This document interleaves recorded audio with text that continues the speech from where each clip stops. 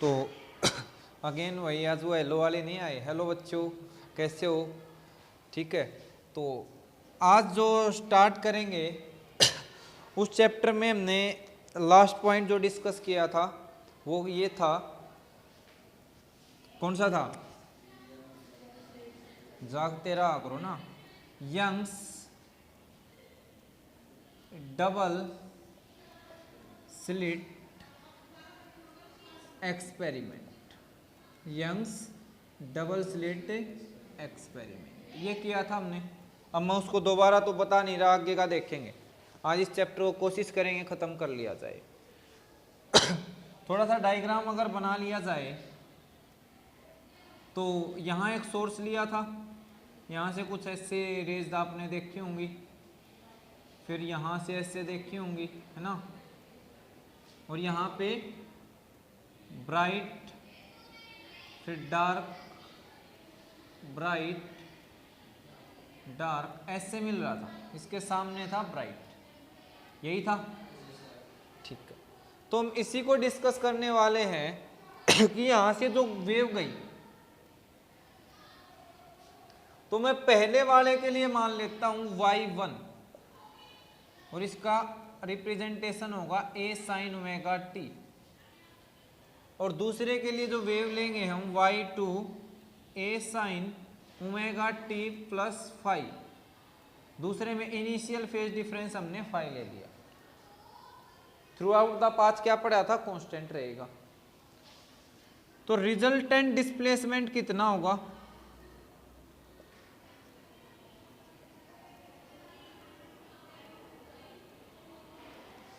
देखो ये ऐसे है, हमने इसको रिप्रेजेंट किया था, एक्चुअल में ऐसे होता है।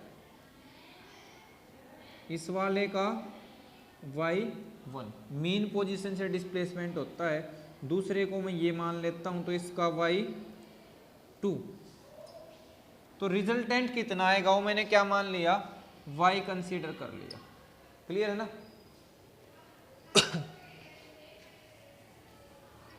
तो y कैसे आता था बेटा? इसको b लेंगे, सेकंड के एम्पलीट्यूड को, मैक्सिमम एम्पलीट्यूड उसमें क्या रहेगा? b। तो y1 प्लस y2 होता है, सुपरपोजिशन प्रिंसिपल आपको बताया था ना। जो टोटल डिस्प्लेसमेंट आएगा अगर सेम डायरेक्शन में है, एक वेव का दूसरे का तीसरे का ऐड होता चला जाएगा। फिर क्रेस्ट क्रेस्ट है तो डबल, और अपोजिट है तो कैंसिल आउट हो जाएगा। पढ़ाया था नहीं पढ़ाया था? ठीक है, तो कितना आ जाएगा बेटा? a sine omega t plus b sine omega t plus five. ये किसका फॉर्मूला बन गया? साइन ए प्लस बी का। तो इस फॉर्मूले को ओपन करो एक बारी। साइन ए प्लस बी क्या होता है? Sign A cos B plus cos A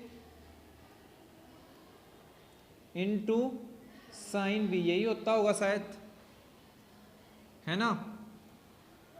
b को इसके साथ मल्टीप्लाई करके यहां पे भी b आ जाएगा।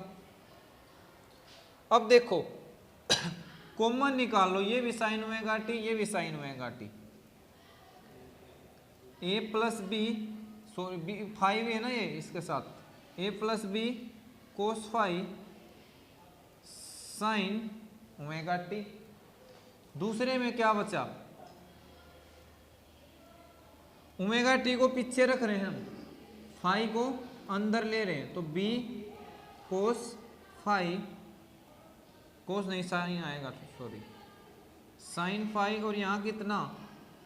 कोस ओमेगा टी। कर लिया। अब देखो इस चीज को हम पुट करने वाले हैं, इसको क्या करो, किसमें है ये? इसमें क्या आया हुआ है? कोस। तो इसको पुट कर दो r कोस थीटा, और इसको पुट कर दो r साइन थीटा। ये क्या था? Resultant displacement. तो ये क्या आ जाएगा बेटा? ये पुट करने के बाद r sign omega T plus r कोस ओमेगा टी।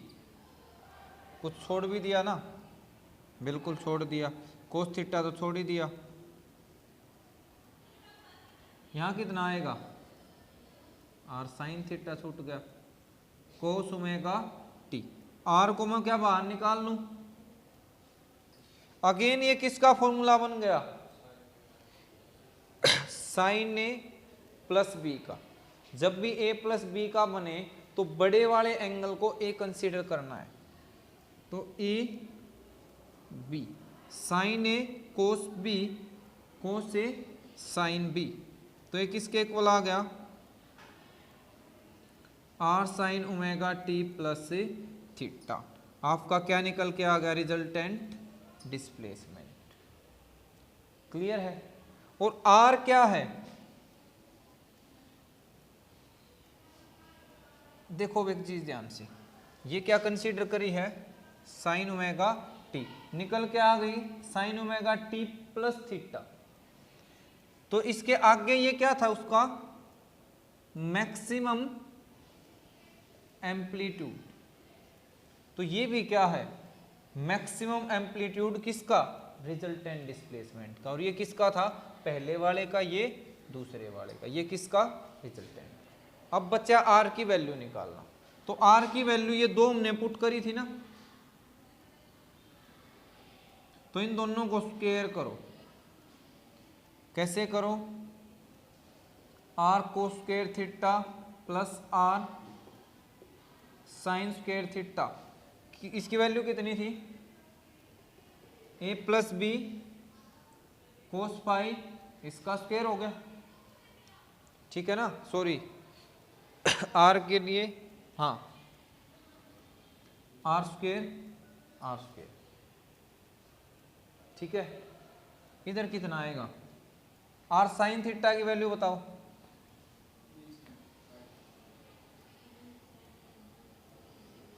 यहां पे हमने करना क्या है, स्क्वेयरिंग एंड एडिंग। तो इस आर कोस थीटा का पूरे का स्क्वायर कर दो, इधर पूरे का स्क्वायर कर दो, अब हो जाएगा, अरे हो जाएगा, नहीं हो जाएगा, तो थोड़े से कुछ मुझे भी ये लगे कि समझ आ रहा है, नहीं तो पता चला कि आपने पढ़ाया और आप हम तो सो रहे थे। तो खोलो इसको, plus 2ab cos phi plus B square, देखना बेटा रेंज में है, यहां से क्या कॉमन, और यहां से R square cos square theta plus B square के पास क्या निकल के आया, cos square phi plus 2ab cos phi, कितना होता है cos square plus sine square, 1। ये आर स्क्वेयर आया, तो आर कितना आ गया,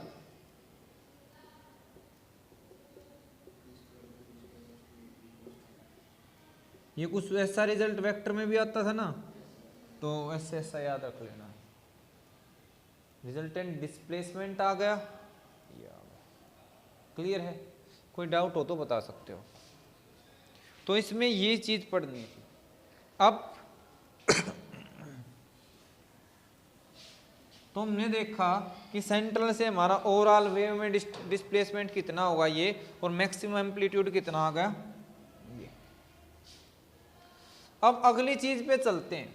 अगर मैं पहली वेव की इंटेंसिटी कैलकुलेट करूं तो इंटेंसिटी की रिलेशन होती है एम्पलीट्यूड का स्क्वायर, याद रखना भैया। और जब प्रोपोर्शनलिटी साइन हटाते हो तो k time of amplitude square आ जाता है। तो इसमें एम्पलीट्यूड कितना है, तो इसमें क्या आ जाएगा, तो पहले की इंटेंसिटी, दूसरे में I2 कितना एम्पलीट्यूड, दूसरे की इंटेंसिटी, और अब देखते हैं इंटरफेरेंस होने के बाद इसकी इंटेंसिटी कितनी आई है। तो इसमें मैक्सिमम एम्पलीट्यूड कितना ये, तो आई रिजल्टेंट कितनी आएगी, के आर स्क्वायर, और आर की वैल्यू रखो,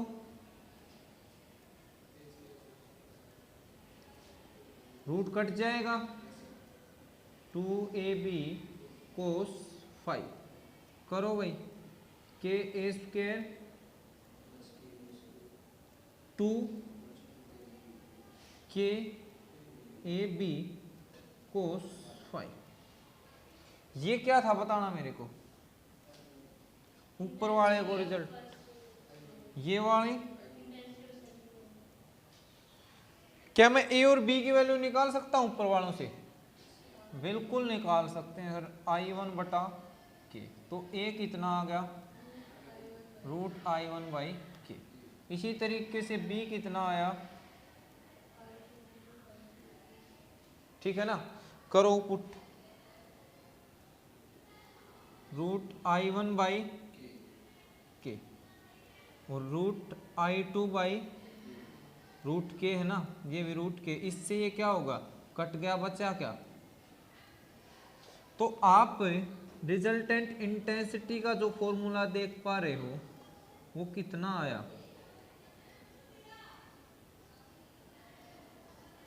क्लियर है, समझ आ गया? तो आपको इस रिजल्ट में y1 y2 से शुरू करके रिजल्टेंट इंटेंसिटी तक पहुंचना। ये किसका था, पहले वाले का, ये दूसरे वाले का। इस टर्म को बोलते हैं I12 इंटरफेरेंस टर्म। नीचे गया,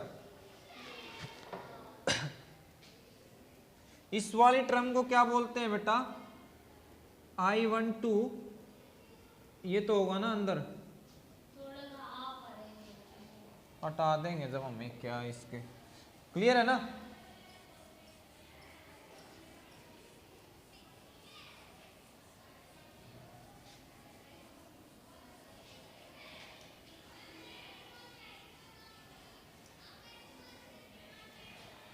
तो हमने देखा I1 I2 से चले थे और टोटल रिजल्ट कितना आ गया बेटा, I1 I2 प्लस 2, ये शायद रूट में बचे थे दोनों, ये चीज ध्यान नहीं दी, एक बार पीछे चेक करोगे तो root 2 I1 I2 into cos 5। इस वाली टर्म को हम I12 की, दोनों की कॉमन टर्म आई है, दोनों के कंबाइंड इफेक्ट से, इसको बोला जाता है इंटरफेरेंस टर्म,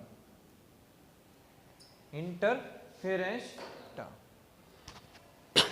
अगर ये टर्म नहीं हुई तो क्या बचा, सीधा I1 और I2 सिंपल एडिशन, और ये टर्म प्रेजेंट है तो एडिशन कैसे हो रहा है, इंटरफेरेंस की टर्म में। क्लियर हो गया? यानी लाइट सीधा हो तो डबल हो जाएगी, और उसमें होगा तो एक जगह से गायब दूसरे जगह डबल, एक जगह से गायब दूसरे जगह डबल, इंटरफेरेंस में गए। अब आपको क्या करना है, वो पोजीशन, वो लोकेशंस ढूंढनी है जहां पे मैक्सिमा और मिनिमा होगा, या इंटेंसिटी ये बतानी है कि मैक्सिमा कहाँ मिलेगा, मिनिमा कहाँ मिलेगा। तो इसी के अंदर हम डिस्कस करेंगे मैक्सिमा एंड मिनिमा, ठीक है? कब दिखेगा, जब ये I की वैल्यू आपकी मैक्सिमम आएगी तो मैक्सिमा होगा, और मिनिमम आएगी तो मिनिमम। क्लियर है? तो मैं पहले पार्ट बता लेता हूं, मैक्सिमा कब आएगा, किस पे डिपेंड कर रहा है? अगर मेरे पास कोस की वैल्यू मैक्सिमम आ गई तो हमें क्या मिल जाएगा, मैक्सिमा, और कोस की वैल्यू क्या होगी, मिनिमम आई तो मिनिमम। तो क्या कह सकते हो, I डिपेंड्स ऑन कोस 5। तो if cos 5 is maximum then I क्या होगी, तो मैक्सिमा चाहिए ना, आप इसको ऐसे भी लिख सकते हो, I विल बी मैक्सिमम, कब होगी, if cos 5 is maximum. cos 5 की मैक्सिमम वैल्यू कितनी होती है, कोस की वैल्यू कोस थीटा की -1 से लेके +1 तक जाती है, तो मैक्सिमम वैल्यू +1, मिनिमम वैल्यू अब किस किस एंगल पे होती है ये ध्यान देना। अगर नहीं हो, मैंने आपको ये तरीका रामबाण इलाज बता रखा है कि ये ग्राफ बनाओ,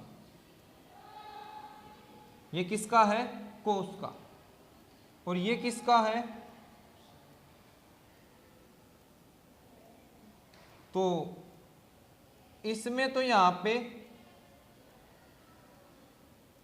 90 पे 1 होता है, 180, 270, 360, 0, 90, 180, 270, 360।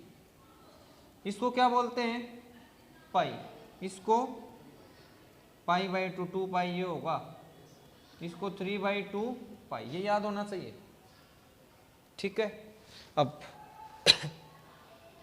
तो +1 वाली वैल्यू तो ये दिखाती है और -1 वाली ये। +1 कहाँ पे, 0 पे, 90 पे 0 आ गया, इस पे नेगेटिव आया। दूसरा कहाँ, 2 पाई पे, फिर उसके बाद 4 पाई पे। तो कोस 0 डिग्री, कोस 2 पाई, कोस 4 पाई। तो इन और हमें क्या दिख रहा है, ये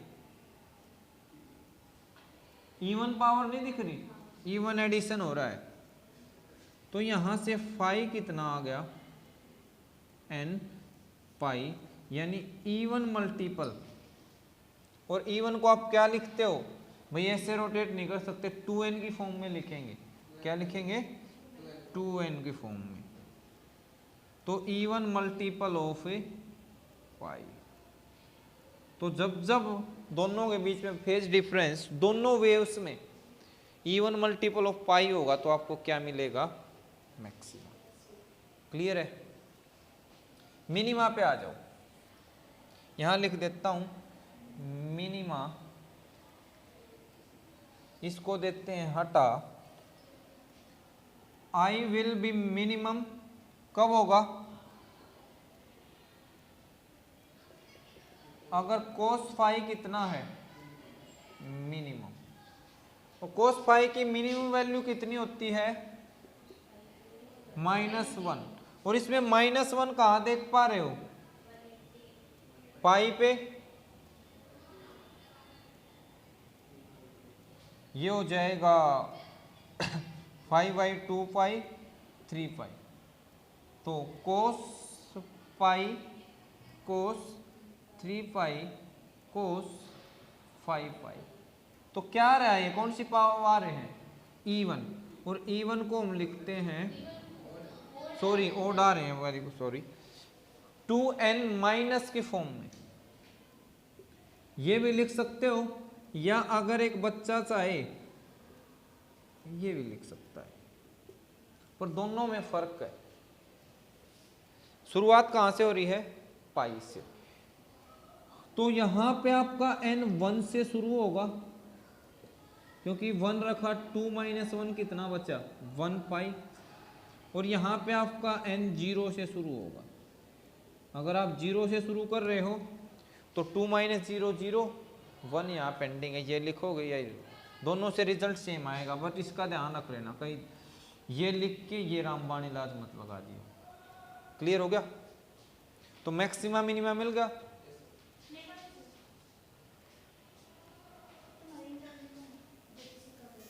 नहीं हो पाएगा, ठीक है, कोई नहीं, डिटेल में पढ़ेंगे, हो जाएगा क्लास के बाद। ये क्लियर होगा। तो ये कब मिलेगा, जब इवन मल्टीपल हो। और ये कब मिलेगा, मैंने फाई दोबारा लिख दिया, पाई आएगा, ओड मल्टीपल ऑफ पाई पे। क्लियर है।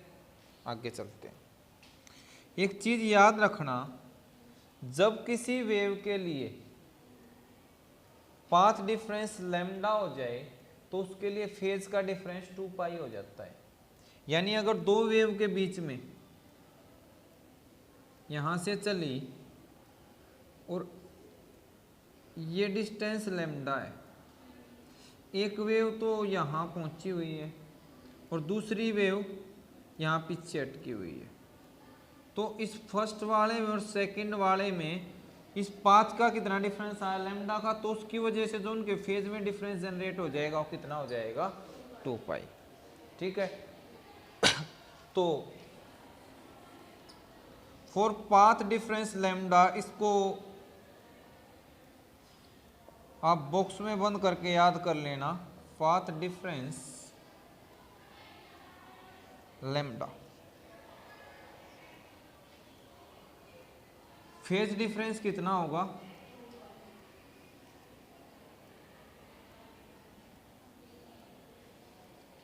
फेज डिफरेंस 2 पाई होता है।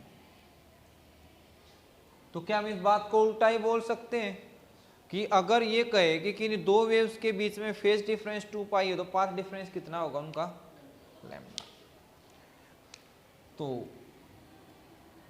फॉर फेज डिफरेंस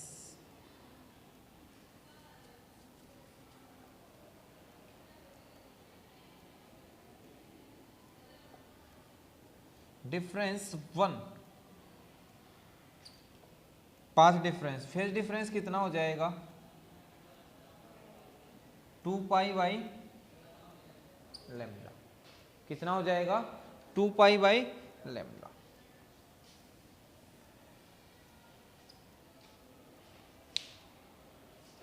एक मिनट, हमें इसको ऐसे नहीं पढ़ना है, दूसरे चीज में पढ़ना है। यहां देखो, यहां क्या जनरेट हुआ, ये क्या दे रखा है एंगल। तो एंगल क्या होता है फेज। तो आपको ये कितना दिख रहा है 2n पाई। तो हमें यहाँ इस एंगल को देखते हुए पाथ डिफरेंस निकालना है। क्या निकालना है पाथ डिफरेंस।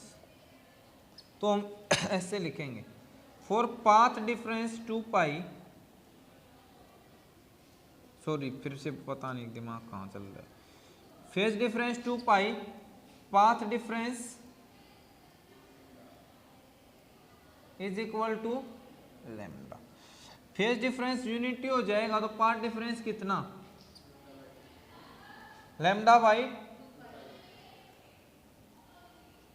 2 पाई। और आपको कितने के लिए चेक करना है 2n पाई के लिए। तो पाथ डिफरेंस इसके लिए कितना आ जाएगा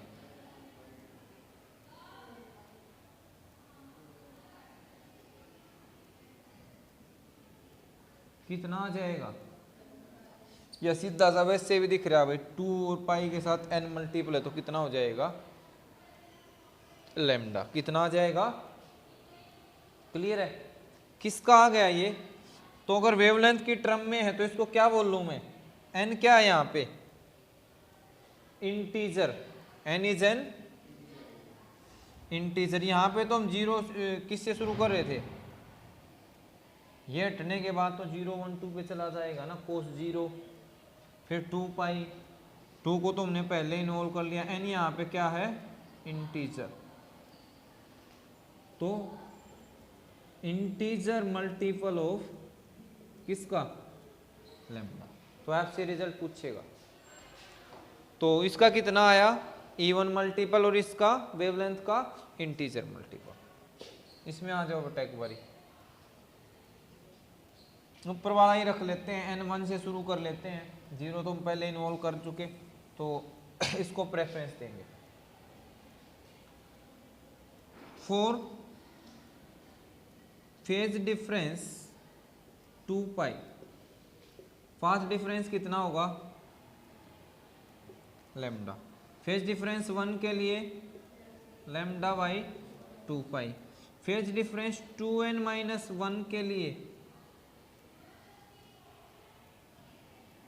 ये देखना भाई बड़ी अच्छी चीज आएगी, path difference lambda by 2 pi into कितना आया 2n माइनस 1 इंटू पाई। इससे कट गया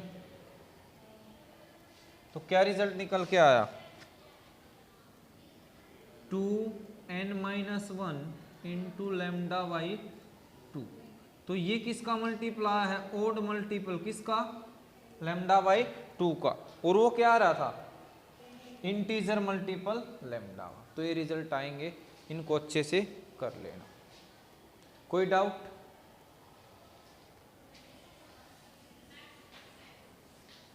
इसकी ये थी पहले थ्योरेटिकल देखा था, ये हमारा क्या मैथमेटिकल एक्सप्रेशन, और एनालिटिकल ट्रीटमेंट वो करेंगे नेक्स्ट क्लास के अंदर। पर एक दो पॉइंट तब तक और डिस्कस कर लेते हैं ताकि नेक्स्ट क्लास का टाइम हमारा बच जाए। नेक्स्ट में तो 2 पीरियड है ना। हाँ मंडे से 2 होंगे। तो आई यहाँ पे देखा कितना था, I2 KB स्क्वायर। अगर मैं इसकी एवरेज निकालता हूं, और आई और बता दो, हाँ I1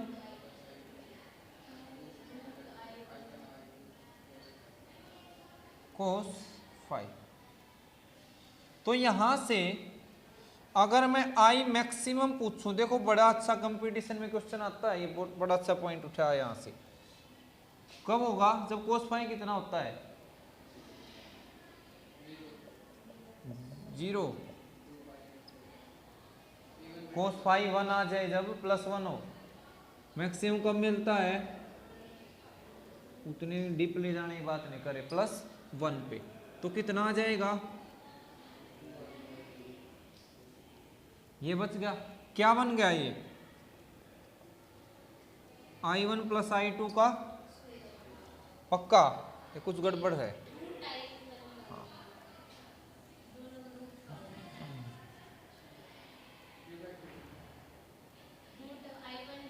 बिल्कुल, √I1 +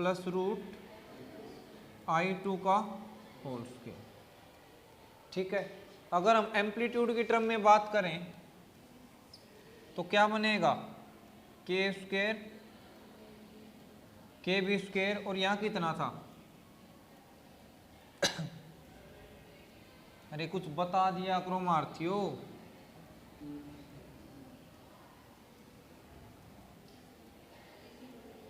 टू के ए भी निकला। तो ये क्या निकल के आ रहा है, स्क्वायर नहीं दिख रहा तुम्हें, तो के को बाहर निकाल लो, तो इंटेंसिटी मैक्सिमम ये आएगी। थोड़ा सा कैलकुलेशन चेक कर लेना। और जब मिनिमम निकालनी हो तो ये टर्म क्या आ जाएगी यहाँ पे, -1। तो इस रिजल्ट में यहाँ क्या बचेगा, माइनस। तो ये फॉर्मूला किसका बन जाएगा, तो ये था। आपसे वो रेशियो पूछ ले तो के A + B का होल स्क्वायर, और के ये आएगा। ठीक है। अब मैं एक पॉइंट यहाँ पे क्या कहना चाह रहा था, अगर इन दोनों का एवरेज निकाला जाए, इन दोनों का एवरेज निकाला जाए, के मैक्सिमम और के मिनिमम का,